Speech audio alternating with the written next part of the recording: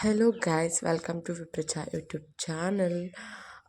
ಎಲ್ಲರೂ ಹೇಗಿದ್ದೀರಾ? ಎಲ್ಲರೂ ಚೆನ್ನಾಗಿದ್ದೀರಾ ಅಂತ ಭಾವಿಸ್ತಾ ಫ್ರೆಂಡ್ಸ್, ಇವಾಗ ನಾವು ಪಾಪುಗೆ ಮುಡಿ ಕೊಡೋ ಶಾಸ್ತ್ರ ನೀವಾಗಲೇ ತಮ್ಮನೇಲಿ ನೋಡಿರ್ತೀರ ಏನು ವಿಡಿಯೋ ಅಂತ. ನಾವು ಇವಾಗ ಪಾಪುಗೆ 3ನೇ ಸರಿ ಮುಡಿ ಕೊಡೋ ಶಾಸ್ತ್ರ ಮಾಡ್ತಾಯಿದ್ದೀವಿ. ಯಾಕೆ ಅಂತಂದರೆ 3ನೇ ಸರಿ ಕೊಟ್ಟರೆ ಅಂದರೆ 3ನೇ ಸರಿ ಲಾಸ್ಟು ಅಂತ ನಮ್ಮ ಕಡೆ. ಸೊ ಪ್ಲೀಸ್ ಈ ವಿಡಿಯೋ ಇಷ್ಟ ಆದರೆ video like and share and ಸಬ್ಸ್ಕ್ರೈಬ್ನ ಮಾಡ್ಕೊಳ್ಳಿ. ದಯವಿಟ್ಟು ಸಬ್ಸ್ಕ್ರೈಬ್ನ ಮಾಡ್ಕೊಳ್ಳಿ. ಸಬ್ಸ್ಕ್ರೈಬ್ ಮಾಡಿಕೊಂಡ್ರೆ ನಾನು ಮಾಡೋ ಮೊದಲನೇ ವಿಡಿಯೋ ನಿಮಗೆ ಬರುವಂಥದ್ದು. ಫ್ರೆಂಡ್ಸ್, ಇವಾಗ ನಾವು ನಮ್ಮನೆಯಿಂದ ಹೊರಟು ಬಂದ್ವಿ. ಸೊ ಇವಾಗ ಅಮ್ಮನ ಹೊರಡಿಸ್ಕೊಂಡು ಜೊತೆಲಿ ಹೋಗೋಣ ಅಂತ. ಬ್ಯಾಗಿಗೆ ಏನೇನು ಬೇಕು ಅಮ್ಮನೇ ಆ್ಯಕ್ಚುಲಿ ಅಲ್ಲಿ ಕೂತ್ಕೊಂಡು ಊಟ ಮಾಡೋಣ ಅಂತ ಅಷ್ಟೆಲ್ಲ ಮಾಡ್ಕೊಂಡಿದ್ರು, ಪಲಾವ್ ಎಲ್ಲ. ಇವಾಗ ಅದನ್ನೆಲ್ಲ ಪ್ಯಾಕ್ ಮಾಡಿಕೊಂಡು ಹೊರಡ್ತಾ ಇದ್ದೀವಿ. ಅಷ್ಟೊತ್ತಿಗೆ ನಮ್ಮ ಶ್ವೇತಮ್ಮ ಮತ್ತು ನಮ್ಮ ಅಂಕಲ್ ಕಾರಲ್ಲಿ ನಮ್ಮ ವೀಣಮ್ಮನ ಮತ್ತು ನಮ್ಮ ಅಜ್ಜಿನ ಎಲ್ಲರನ್ನೂ ಅಪ್ಪ ಕರ್ಕೊಂಡು ಬಂದರು. ಸೊ ಇವಾಗ ಫಸ್ಟು ನನಗೆ ತುಂಬ ಗಾಳಿ ಆಗ್ತಿತ್ತು ಅಂದ್ಬಿಟ್ಟು ನಾನು, ಪಾಪು, ವೀಣಮ್ಮ, ಅಜ್ಜಿ, ಅಪ್ಪ ಕಾರಲ್ಲಿ ಹೋಗ್ತಾಯಿದ್ವಿ. ಅದಾದ ನಂತರ ನಮ್ಮ ಹಬ್ಬಿ ಮತ್ತು ನಮ್ಮಮ್ಮ ಬೈಕಲ್ಲಿ ಬರ್ತಾಯಿದ್ದಾರೆ. ಶ್ವೇತಮ್ಮ ಮತ್ತು ಆ ಅಂಕಲ್ ಒಂದು ಬೈಕಲ್ಲಿ ಬರ್ತಾಯಿದ್ದಾರೆ. ಸೊ ಇವಾಗ ಹೊರಟ್ವಿ ನಾವು. ಅವನು ಪುಣ್ಯಾತ್ಮ ವಿಯಾನ್ ಏನಪ್ಪ ಅಂತಂದರೆ ಅವನೆಲ್ಲಾದರೂ ಹೋಗ್ಬೇಕಂತಂದ್ರೆ ಅವನಿಗೆ ಕೈಯಲ್ಲಿ ಜ್ಯೂಸು ಕುರ್ಕುರೆ ಏನಾದರೂ ಇರಬೇಕು. ಸೊ ಶ್ವೇತಮ್ಮ ನಮ್ಮ ಯೋಗಕ್ಷೇಮನ ವಿಚಾರಿಸ್ತಾ ಇದ್ದಾರೆ ಪೆಟ್ರೋಲ್ ಬಂಕಲ್ಲಿ ಪೆಟ್ರೋಲ್ ಹಾಕಬೇಕಾದ್ರೆ. ಸೊ ಹಾಗಾಗಿ ಇವಾಗ ನಾವು ಹೊರಡ್ತಾ ಇದ್ದೀವಿ. ಆಲ್ಮೋಸ್ಟ್ ಇವಾಗ ನಾವು ಇನ್ನೇನು ಬಂದ್ವಿ, ದೇವಸ್ಥಾನ ಹತ್ರ ಬಂದ್ವಿ. ನಾವು ಮಧ್ಯದಲ್ಲಿ ಎಲ್ಲೂ ವೀಡಿಯೋ ಮಾಡೋಕ್ಕಾಗಲಿಲ್ಲ. ಯಾಕೆ ಅಂತಂದರೆ ಸ್ನಾನ ಮಾಡಿದ್ದಕ್ಕೂ ಗಾಳೀಲಿ ಚೆನ್ನಾಗಿ ನಿದ್ದೆ ಹೊಡೆದ್ವಿ. ಇವಾಗ ಆಲ್ಮೋಸ್ಟ್ ನಾವು ದೇವಸ್ಥಾನದ ಹತ್ರ ಬಂದಾಯಿತು. ಅವ್ರೇನು ಮುಡಿ ತೆಗಿಯೋರು ಫೋನ್ ಮಾಡ್ತಾನೆ ಇದ್ರು, ಎಲ್ಲಿದ್ದೀರಾ ಅಂತ. ಸೊ ಇವಾಗ ಬಂದ್ವಿ ನಾವಿವಾಗ. ಜನರೇ ಬೃಹದೇಶ್ವರ ಮುನಿಗಳನ್ನು ಕೊಟ್ಟು ಕೇಳಿದಂತೆ, ಸ್ವಾಮಿ, ನನ್ನಂತೆ ಈ ಜೂಜಾಟವನ್ನಾಡಿ ಕಷ್ಟವನ್ನು ಪಟ್ಟವರು ಯಾರಾದರೂ ಉಂಟೇ ಈ ಪ್ರಪಂಚದಲ್ಲಿ? ಆಗ ಬೃಹದೇಶ್ವರರು ಹೇಳಿದರಂತೆ, ಅಪ್ಪ, ನೀನೇನು ಜೂಜುಕೋರನಪ್ಪ, ನಿನಗಿಂತಲೂ ಅತಿಶಯವಾದ ಕಷ್ಟವನ್ನು ಅನುಭವಿಸಿದ ಒಬ್ಬ ಮಹಾನುಭಾವನಿದ್ದಾನೆ, ಅವನೇ ನಳರಾಜ. ಹಾಗಂದಾಗ ಪಾಂಡವರ ಅತಿಭಕ್ತಿಯಿಂದ ದಯಮಾಡಿ ಆತನ ಚರಿತ್ರೆಯನ್ನು ಹೇಳಬೇಕು ಎಂದಾಗ ಬೃಹದೇಶ್ವರರು.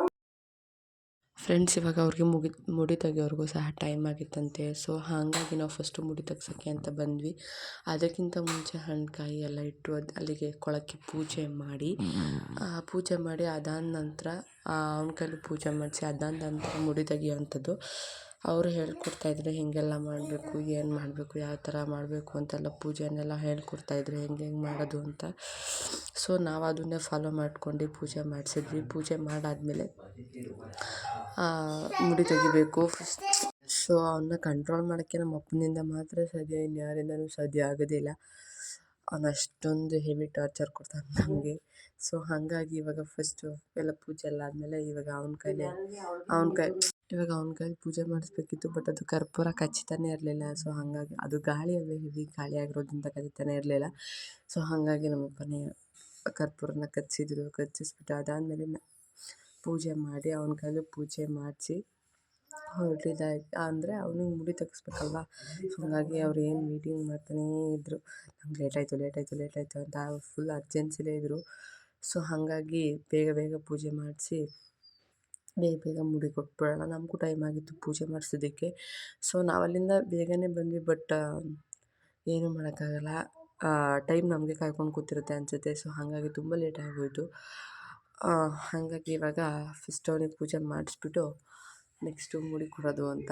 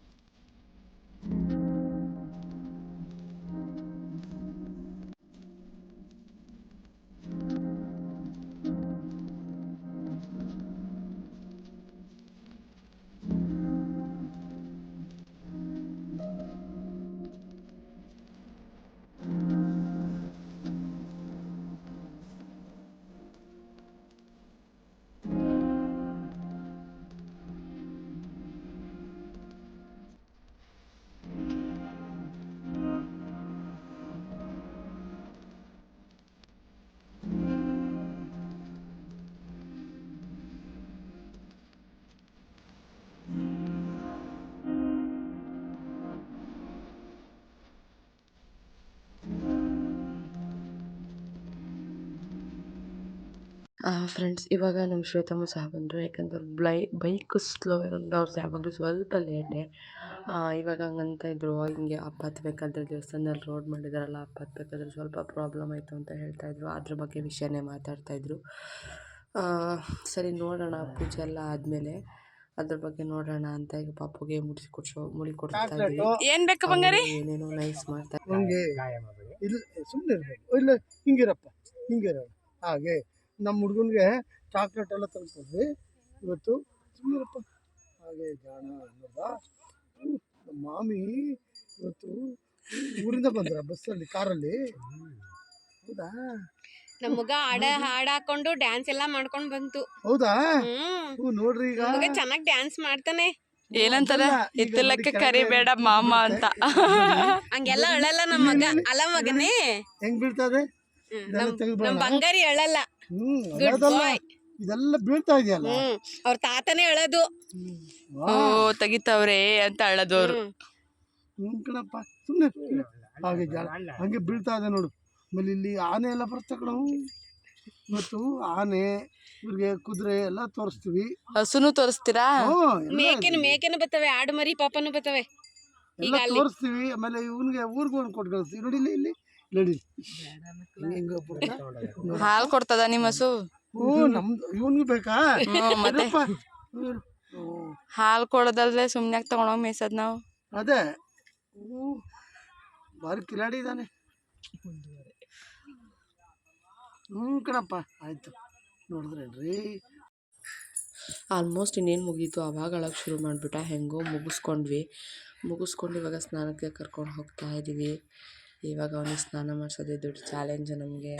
ಸ್ನಾನ ಅಂದರೆ ಹೇಳ್ತಾನೆ, ಯಪ್ಪ ನಿಜವಾಗ್ಲೂ ಸ್ನಾನ ಮಾಡೋದೊಂದು ವೀಡಿಯೋ ಹಾಕೋಣ ಅಂದರೆ ಕಾಪಿರೈಟು. ಸೊ ಹಾಗಾಗಿ ಸುಮ್ಮನಾಗಿದ್ದೀನಿ. ಇಲ್ಲ ಅಂತ ಇದ್ದಿದ್ರೆ ನಿಜ ತೋರಿಸ್ತಿದ್ದೆ. ಅವನ್ನ ಸ್ನಾನ ಮಾಡೋದು ಅವ್ನು ಆಡೋ ಥರ ಯಾರೂ ಆಡೋದಿಲ್ಲ, ಹಂಗೆ ಆಡ್ತಾನೆ. ಅವನ್ನ ಹಿಡ್ಕೊಳ್ಳೋಕ್ಕೆ ಒಂದು 3-4 ಜನ ಆದರೂ ಬೇಕು. ನೋಡಿ ಇಲ್ಲಿ ನಮ್ಮಪ್ಪ, ನಮ್ಮಮ್ಮ, ನಮ್ಮ ಶ್ವೇತಿ ಎಲ್ಲರೂ ಹಿಡ್ಕೊಂಡು ಮಾಡಿಸ್ತಾ ಇದ್ದಾರೆ. ಅವನಿಗೆ ಸ್ನಾನ ಮಾಡಿಸೋದಿಗೆ ಸಾಕಾಗಿ ಹೋಗುತ್ತೆ. ಸೊ ಹೆಂಗೋ ಒಂದೆರಡು ಚೊಂಬು ಮುಗಿಕೊಂಡು ಸ್ನಾನ ಮಾಡಿಸ್ಕೊಂಡು ಕರ್ಕೊಂಬರಲಿ ಅಂತ ನಾನು ದೇವ್ರ ಹತ್ರ ಬಿಡ್ಕೊತಾ ಇದ್ದೆ. ಅವ್ನು ಕಿರ್ಚ್ಕೊಡೋದು ನೋಡಿ ಬೆಟ್ಟದಿಂದ ಮೇಲ್ಗಡೆ ಅವರೆಲ್ಲ ಹಂಗೆ ನೋಡ್ತಾ ಇದ್ರು. ಹೆಂಗೋ ಈಗ ಸ್ನಾನ ಮುಗಿಸ್ಕೊಂಡು ಬಂದು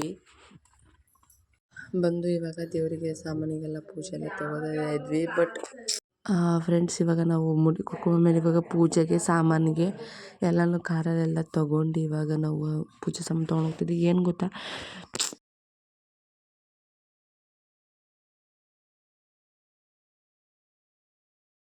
ಬೆಟ್ಟದಲ್ಲಿ ಮುಡಿ ತೆಗೆಯೋದಕ್ಕೆ 400 ರೂಪಾಯಿ ತೊಗೋತಾರೆ. ಅದಲ್ದಲೆ ಪೂಜೆಗೆ 20 ರೂಪಾಯಿ 10 ರೂಪಾಯಿ ಇಡೋಂಗೇ ಇಲ್ಲ, 100 ರೂಪಾಯೇ ಇಡಬೇಕು. ದೇವರೇ, ನಾನು ಅವ್ರ ಹತ್ರ ಜಗಳನೇ ಹೇಳಿದ್ವಿ, ಎಷ್ಟು ಕಾಸ್ಟ್ಲಿ ನೀವು ಅಂತ. ನಿಜವಾಗ್ಲೂ ಯಪ್ಪ ದೇವರೇ, ನಮ್ಮ 400 ರೂಪಾಯಿ ಅಂತ ದೇವಸ್ಥಾನದವ್ರು ಫಿಕ್ಸ್ ಮಾಡ್ಕೊಂಡಿದ್ದಾರಂತೆ. ಬಟ್ ನಾವು ಅವತ್ತು ಮುಡಿ ತೆಗ್ಸಿದ್ವಿ, ಒಂದು 3-4 ಜನ ತೆಗ್ಸಿದ್ವಿ. ನಮ್ಮ ಹತ್ರ ಪೂಜೆಗೆ 100 ರೂಪಾಯಿ ಅಲ್ದಲೆ 500 ರೂಪಾಯಿ ಇಸ್ಕೊಂಡ್ರು. ಎಷ್ಟು? 500 ರೂಪಾಯಿ ಇಸ್ಕೊಂಡ್ರು.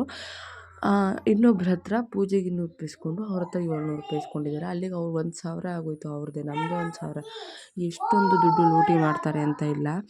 ಸೊ ದಯವಿಟ್ಟು ವ್ಲಾಗ್ನ ದೇವಸ್ಥಾನದವ್ರು ನೋಡ್ತಾ ಇದ್ದರೆ ದಯವಿಟ್ಟು ಒಂದು ಬೋರ್ಡ್ ಹಾಕಿ ಅಷ್ಟೇ ನಾನು ಕೇಳ್ಕೊಳ್ಳೋವಂಥದ್ದು ನಿಮ್ಮ ಹತ್ರ. ಫ್ರೆಂಡ್ಸ್, ಇದನ್ನು ನಮ್ಮ ಹಬ್ಬಿ ಮಾಡಿಕೊಟ್ಟಿರೋವಂಥದ್ದು. ಇದು ವ್ಯೂ ಪಾಯಿಂಟ್. ಇದು ಆ್ಯಕ್ಚುಲಿ ಫ್ರೆಂಡ್ಸ್, ಇಲ್ಲಿ ನಿಂತ್ಕೊಂಡ್ರೆ ಗೊರೂರು ಡ್ಯಾಮ್ ಇದೆಯಲ್ಲ, ಅದು ಪೂರ್ತಿ ಕಾಣುತ್ತೆ. ಇದು view point, famous view point ಇದು. ಇಲ್ಲಿ ಸುಮಾರು ಒಂದು 5-6 ಹಳ್ಳಿಗಳಿದೆ. ಕೆಂದಿನೆ ಎಲ್ಲ ಹಳ್ಳಿಗಳಿದೆ. ಅದು ಚೆನ್ನಾಗಿರುತ್ತೆ ಇಲ್ಲೆಲ್ಲ ನೋಡೋಕ್ಕೆ. ಸೊ ಹಾಗಾಗಿ ನಮ್ಮ ಅಂಕಲ್ ಸ್ವಲ್ಪ ಬೈಕ್ ಪ್ರಾಬ್ಲಮ್ ಸ್ವಲ್ಪ ಡಲ್ ಆಗಿದ್ದಾರೆ. ಏನು ಮಾಡೋಕ್ಕಾಗಲ್ಲ, ಎಲ್ಲ ಏನಾದರೂ ಒಂದು ಆಗಿ ದೇವಸ್ಥಾನದ ಎಂಟ್ರಿ ಪೂಜೆಗೆಲ್ಲ ಕೊಟ್ಟು ಇವಾಗ ನಾವು ಪ್ರಸಾದಕ್ಕೆ ರೆಡಿ ಮಾಡ್ಕೋತಾ ಇದ್ದೀವಿ. ಇದು ಎಂಥದ್ದು ಏನಂತಾರೆ, ಬಾಳೆಹಣ್ಣಿಂದು ಇದು ಮಾಡೋಣ ಅಂತ ನಾವು ಪೂಜೆಗೆ ರೆಡಿ ಮಾಡ್ಕೋತಾ ಇದ್ದೀವಿ. ಸೊ ಹಾಗಾಗಿ ಇವಾಗ ಅಲ್ಲೇ ಪೂಜೆಗೆ ಅಲಂಕಾರ ಎಲ್ಲ ಕೊಟ್ಟಿದ್ವಿ. ಪೂಜೆ ಎಲ್ಲ ಆದಮೇಲೆ ನಮ್ಮ ಪ್ರಸಾದನ ತೊಗೊಂಡೋಗಿ ಅಲ್ಲಿ ಇಟ್ಟು ಆಮೇಲೆ ಅವರು ಪೂಜೆ ಮಾಡಿಕೊಡ್ತಾರೆ. ಪೂಜೆ ಎಲ್ಲ ಮಾಡಿಕೊಟ್ಟ ಮೇಲೆ ನಾವು ಅದನ್ನು ಬೇರೆಯವರಿಗೆ ಪ್ರಸಾದವಾಗಿ ಕೊಡೋವಂಥದ್ದು. ಸೊ ಇವಾಗ ಪ್ರಸಾದ ಕೊಡಬೇಕು.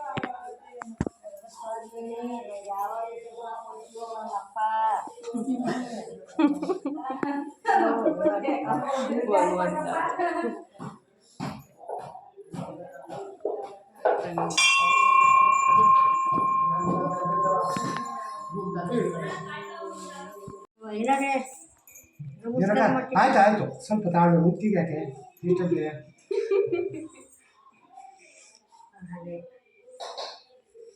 ಆಯ್ತಾ ಬರಕ ಕಿಶನ್ ಅಲ್ಲ ನಿನ್ನೆ ಚಂದ ಬರಲಿ ನಾಮ ಮೂರನೇ ಹೋಗಾಯ್ತು ಮೂರನೇ ಮೂರನೇ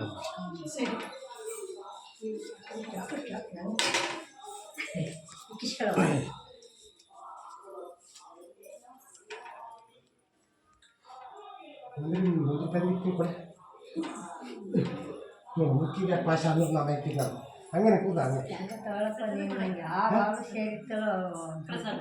ಕೊಟ್ಬಿಡ್ತೀನಿ ಇಲ್ಲಿ ಕೊಡಿ ಹಾಂ ಇಲ್ಲಿ ಕೊಟ್ಬಿಟ್ಟು ಏ ರೂಪ ಅಣಿಗಿಡ್ಸ್ಕೊಬರೇ ಎದ್ದು ಬೇಗ ಇದೆಯಲ್ಲ ನೀನು ಅಲ್ಲಿ ಮಾಡ್ದೆ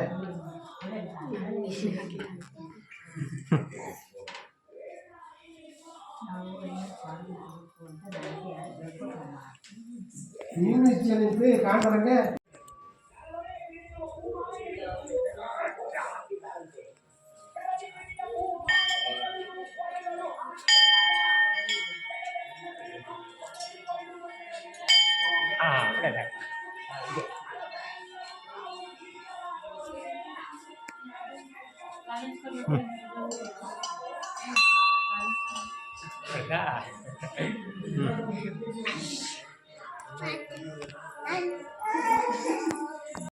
ಫ್ರೆಂಡ್ಸ್, ಇದು ದೇವಸ್ಥಾನದ ಹೊರಗಡೆ ಟೆಂಪಲ್ಗಳು. ಇದು ನನ್ನ ಹಬ್ಬಿ ಪಾಪ ಕ್ಲಿಪ್ಪಿಂಗ್ ತಗೊಟ್ಟಿರೋದು, ವೀಡಿಯೋಸ್ ಮಾಡಿಕೊಟ್ಟಿರೋವಂಥದ್ದು.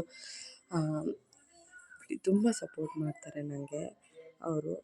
ಸೊ ಹಾಗಾಗಿ ನಾನು ಒಳಗಡೆ ಬ್ಯುಸಿ ಇದ್ದಿದ್ದರಿಂದ ಪಾಪ ಅವರೇ ವೀಡಿಯೋಗಳನ್ನ ಮಾಡಿಕೊಟ್ಟಿದ್ದಾರೆ. ಇದು ದೇವಸ್ಥಾನದ ಎದುರುಗಡೆ ಇರುವಂಥದ್ದು. ಇದು ದೇವಸ್ಥಾನದ ಪಕ್ಕ ಇರೋವಂಥದ್ದು ನಾಗಪ್ಪ ಮತ್ತು ಬೇರೆ ದೇವರುಗಳು. ಸೊ ಅದನ್ನೆಲ್ಲ ವೀಡಿಯೋ ಮಾಡ್ಕೊಂಡು ಬಂದಿದ್ದರು ಪಾಪ. ಅವ್ರಿಗೇನು ಗೊತ್ತಾ, ಅವ್ರಿಗೆ ವೀಡಿಯೋದಲ್ಲಿ ಮುಖ ತೋರಿಸೋಕೆ ಇಷ್ಟ ಇಲ್ಲ, ಬಟ್ ವೀಡಿಯೋ ಮಾಡಿಕೊಡ್ತಾರೆ ಬೇಕಾದರೆ. ವೀಡಿಯೋದಲ್ಲಿ ಮುಖ ತೋರ್ಸೋಕೆ ಇಷ್ಟ ಇಲ್ಲ ಅಂತಂದರೆ ಹೆವಿ ಅಂದರೆ ಒಂಥರ ನಾಚಿಕೆ ಸ್ವಭಾವ ಅವ್ರದ್ದು. ಸೊ ಹಾಗಾಗಿ ಅವರು ಜಾಸ್ತಿ ವೀಡಿಯೋದಲ್ಲಿ ಬರೋದಿಲ್ಲ. ಅವ್ರಿಗೆ ಅದಿಷ್ಟವೂ ಇಲ್ಲ. ನೀನು ಬೇಕಾದರೆ ಏನು ಬೇಕಾದರೂ ಮಾಡ್ಕೊ, ನನ್ನನ್ನು ಮಾತ್ರ ವೀಡಿಯೋ ಕರೀಲೇಬೇಡ ನೀನು ಅಂತ ಹೇಳ್ತಾರೆ. ಸೊ ಹಾಗಾಗಿ ಬೇಕಾದರೆ ವೀಡಿಯೋ ಮಾಡಿಕೊಡ್ತೀನಿ ಅಂತ ಹೇಳ್ತಾರೆ. ಸೊ ಇದು ಸಹ ವ್ಯೂ ಪಾಯಿಂಟ್. ಇದು ಹಿಂದೆಯಿಂದ ಇದು ತುಂಬ ಚೆನ್ನಾಗಿದೆ ಫ್ರೆಂಡ್ಸ್. ಹೇಳಬೇಕು ಅಂತಂದರೆ this is very very beautiful place. ಇಲ್ಲಿಂದ ಕಾಣುತ್ತೆ ಗೊರೂರು ಡ್ಯಾಮು. ಇಲ್ಲಿಂದ ಒಂದು 5-6 ಹಳ್ಳಿ, ಯಾವಾಗಲೇ ಹೇಳಿದ್ನಲ್ಲ 5-6 ಹಳ್ಳಿ ಕ್ಯಾಪ್ಚರ್ ಆಗುತ್ತೆ ಇಲ್ಲಿಂದ. ಮನೆಗಳೆಲ್ಲ ಪುಟ್ಟಾಗಿ ಕಾಣುತ್ತೆ. ನೆಮ್ಮದಿ ಸಿಗುವಂಥ ಜಾಗ. ಮನಸ್ಸಿಗೆ ಏನಾದರೂ ಬೇಜಾರಾದರೆ ಇಲ್ಲಿ ಬಂದು ಕೂತ್ಕೊಂಡ್ರೆ ತುಂಬ ನೆಮ್ಮದಿ ಸಿಗುತ್ತೆ. ಸೊ ಹಾಗಾಗಿ ನೋಡಿ, ಇಲ್ಲಿ 3 ನಾಮ ಹಾಕ್ಕೊಂಡು ಡ್ಯಾನ್ಸ್ ಮಾಡ್ತಾಯಿದ್ದಾರೆ.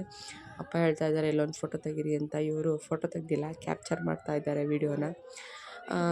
ಏನೋ ಒಂಥರ ಫ್ಯಾಮಿಲಿ ಎಲ್ಲರ ಜೊತೆ ಹೋದರೆ ಒಂಥರ ಖುಷಿ ಅನಿಸುತ್ತೆ. ಸೊ ಇವಾಗ ಪೂಜೆ ಮುಗ್ದಿರೋದ್ರಿಂದ ಹೊರಡುವಂಥ ಟೈಮ್ ಬಂತು. ಅದಾದಮೇಲೆ ಇವಾಗ ಪ್ರಸಾದ ವಿನಿಯೋಗ ಇದೆ ಅಲ್ವಾ, ಅದನ್ನೆಲ್ಲ ಸ್ವೀಕರಿಸ್ಕೊಂಡು ನಾವು ಹೋಗಿ ಇಲ್ಲಿ ನೋಡಿ ಮೇಡಮ್ನ ನೆಕ್ತಾ ಇದ್ದಾರೆ ಪ್ರಸಾದನ. ನಾನು ಹೇಳ್ತಾಯಿದ್ದೆ ವೀಡಿಯೋ ಮಾಡ್ತಾಯಿದ್ದೀನಿ ನೀನು ನೆಕ್ತಾ ಇರೋದನ್ನ ಅಂತ. ಹಾಗಾಗಿ ಇವಾಗ ಹೊರಡೋಣ. ಇವಾಗ ಟೈಮ್ ಆಗಿದೆ ನಮಗೂ ಸಹ. ಈಗ ಮುಡಿ ಕೊಟ್ಟಮೇಲೆ ಅವರು ಮನೇಲಿ ಹೋಗಿ ನಾನ್ ವೆಜ್ ಮಾಡಿ ಊಟ ಹಾಕಬೇಕು ಅಂತ ಹೇಳಿದ್ದಾರೆ.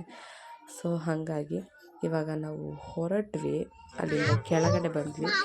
ಹೊರಡೋಣ ಅಂತ ಕಾರಲ್ಲಿ ಕೂತ್ಕೊಂಡಿದ್ದು ಕೆಳಗಡೆ ಬರಬೇಕು. ಇಲ್ಲಿ ಘಾಟ್ ತೋರಿಸ್ತಿದ್ರಲ್ಲ ವ್ಯೂ ಅಂತ ನಾವು ಹಾಕೊಂಡಿದ್ವಿ. ಊಟ ಮಾಡೋಣ ಅಂತ. ಅಂತಂದರೆ ಬೆಳಗ್ಗೆ ನಾವು ಸಹ ಮಾಡಿರಲಿಲ್ಲ. ಇವಾಗ ಕೂತ್ಕೊಂಡು ಊಟ ಮಾಡೋಣ ಅಂತ. ಇವಾಗ ದುಡ್ಡು ತೊಗೊಂಡಿರೋದ್ರ ಬಗ್ಗೆನೇ ಚರ್ಚೆ ನಡೀತಾ ಇದೆ. ಅಷ್ಟೊಂದು ತೊಗೊಂಡ್ರಲ್ಲ, ಧರ್ಮಸ್ಥಳ ಸುಬ್ರಹ್ಮಣ್ಯದಲ್ಲೂ ಅಷ್ಟೊಂದು ಇರೋಲ್ಲ ಅಂತ. ಓಕೆ, ಇವಾಗ ನಮ್ಮ ಅಜ್ಜಿಗೆ ನಮಗೆ ಕೆಳಗೆ ಇಳಿಯೋ ಆಗದೇ ಇರೋದ್ರಿಂದ ಅವ್ರಿಗೆ ಅಲ್ಲೇ ಕೂರಿಸಿ ಕೊಡ್ತಾಯಿದ್ದೀವಿ.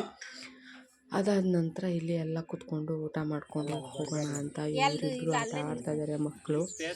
ಸೊ ಇವಾಗ ಊಟ ಮಾಡಿಕೊಂಡು ಇವಾಗ ಹೊರಡ್ತೀವಿ. ಇಲ್ಲ ಅಮ್ಮ ಮಾಡಿದ್ದು. ಅಲ್ಲಿ ಅದೇ ಹೇಳಿದ್ನಲ್ಲ ನಾನ್ ವೆಜ್ ಮಾಡಬೇಕು ಅಂತ, ಸೊ ಅದನ್ನು ತೊಗೊಂಡು ಹೋಗಬೇಕು. ಆಮೇಲೆ ಇನ್ನೊಂದು ಇಂಪಾರ್ಟೆಂಟ್ ಅಂತಂದರೆ ಇವಾಗ ನಮ್ಮ ಅಂಕಲ್ದು ಬೈಕ್ ಏನು ಪ್ರಾಬ್ಲಮ್ ಆಗಿದೆ ಅದನ್ನು ನೋಡಬೇಕು ಫಸ್ಟ್. ಇವಾಗ ನಾವು ಕಟ್ಟ ತುಂಬಿಸ್ಕೊಂಡು, ಸೊ ಇವಾಗ ನೋಡಿ ಫ್ರೆಂಡ್ಸ್ ಎಲ್ಲ ನೋಡ್ತಾ ಇದ್ದಾರೆ ಬೈಕ್ ಏನು ಪ್ರಾಬ್ಲಮ್ ಆಗಿದೆ ಅಂತ. ಆ್ಯಕ್ಚುಲಿ ಅದು ಕ್ಲಚ್ ಮುರಿದೋಗಿದೆಯಂತೆ. ಸೊ ಇವಾಗ ಅದನ್ನು ರಿಪೇರಿ ಮಾಡ್ಕೋಬೇಕು. ಇಲ್ಲಿಗೆ ಯಾರೂ ಮೆಕ್ಯಾನಿಕಲ್ ಬರಲ್ಲ, ಆ್ಯಕ್ಚುಲಿ ತುಂಬ ದೂರ ಇದೆ ಅಲ್ವಾ, ಹಾಗಾಗಿ ಇವಾಗ ಅದನ್ನು ಹೆಂಗಾದ್ರೂ ಕ್ಲಚ್ನ ರೆಡಿ ಮಾಡಿಕೊಂಡು ಹೋಗಬೇಕು. ಏನು ಮಾಡೋದು ಅಂತ ಎಲ್ಲ ಯೋಚನೆ ಮಾಡ್ತಾ ಇದ್ದಾರೆ. ಸೊ ಏನೂ ಮಾಡೋಕ್ಕಾಗಲ್ಲ ಅಂದ್ಬಿಟ್ಟು ಕ್ಲಚ್ನ ರಿಪೇರಿ ಹೆಂಗೋ ಅದೇನೋ ಥ್ರೆಡ್ಡು ಅಥವಾ ತಂತಿನೇನೋ ಹಾಕಿ ಕಟ್ಬಿಟ್ಟು ಅರ್ಕಲ್ಗೂಡುವರೆಗೂ ತೊಗೊಂಡು ಹೋಗೋಣ, ಅರ್ಕಲ್ಗೂಡಲ್ಲಿ ರಿಪೇರಿ ಮಾಡಿಸ್ಕೊಂಡು ಹೋಗೋಣ ಅಂತ ಇವಾಗ ಹೊರಡ್ತಾ ಇದ್ದೀವಿ. ನಾನು ಶ್ವೇತಮ್ಮ ಅವ್ರಿಗೆಲ್ಲ ನೀವು ಹೊರಡಿ, ನಾನು ಹಬ್ಬಿ ಅಂಕಲ್ನ ಕರ್ಕೊಂಡು ಬರ್ತೀವಿ ಅಂತ ಹೇಳಿದ್ವಿ. ಸೊ ಇವಾಗ ಅವ್ರು ಹೊರಟರು. ನಾವು ಆಲ್ಮೋಸ್ಟ್ ಇವಾಗ ಅರ್ಕಲ್ಗೂಡು ತಲುಪಿ ಬಂದು ಬೈಕ್ನ ರಿಪೇರಿ ಮಾಡಿಸ್ಕೊತಾ ಇದ್ದೀವಿ. ಬೈಕ್ ರಿಪೇರಿ ಮಾಡೋದೇ ತುಂಬ ಆಲ್ಮೋಸ್ಟು ಕತ್ತಲೆ ಆಗೋಯ್ತು ಬೈಕ್ ರಿಪೇರಿ ಮಾಡೋಷ್ಟೊತ್ತಿಗೆ. ಕ್ಲಚ್ ರಿಪೇರಿ ಮಾಡಿಸ್ಕೊಳ್ಳಿ ಅಂತಂದರೆ ಏನೇನೋ ರಿಪೇರಿ ಮಾಡಿಸ್ಕೊಂಡು ಕೂತ್ಕೊಂಡು ಹ್ಯಾಂಡ್ಲು ಸ್ಟ್ಯಾಂಡೆಲ್ಲ ಹಾಕಿಸ್ಕೊಂಡು ಕೂತ್ಕೊಂಡ್ರು. ತುಂಬ ಅಂದರೆ ತುಂಬ ಲೇಟ್ ಆಗೋಯಿತು. ನಾವು ಮನೇಲಿ ಹೋಗಿ ನಾನ್ ವೆಜ್ ಬೇರೆ ಮಾಡಬೇಕಾಗಿತ್ತು. ಸೊ ಇವಾಗ ಅಂಕಲ್ ಅಂದರೆ ಚಿಕನ್ನ ತಗೋತಾಯಿದ್ರು.